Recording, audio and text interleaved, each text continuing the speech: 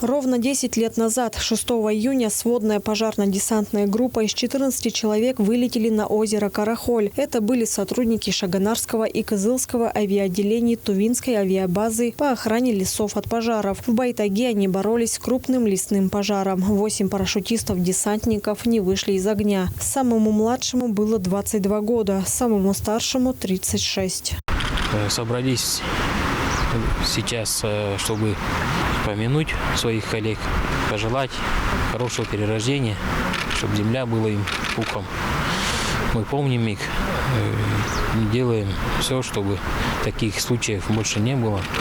А пожар произошел в 2012 году тоже из-за неосторожного обращения с огнем, в результате чего погибли наши коллеги и друзья. Почтить память пришли коллеги погибших, специалисты Министерства лесного хозяйства и авиалесохраны. Коллеги признались, что тот день помнят как вчера. Сам лично работал с этими людьми.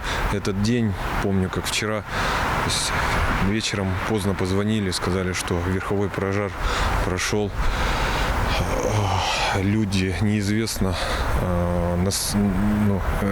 людей пока нет, то есть мы даже не знали до утра, живы ли люди, не живы. На следующий день, когда вертолет полетел, были обнаружены 8 тел.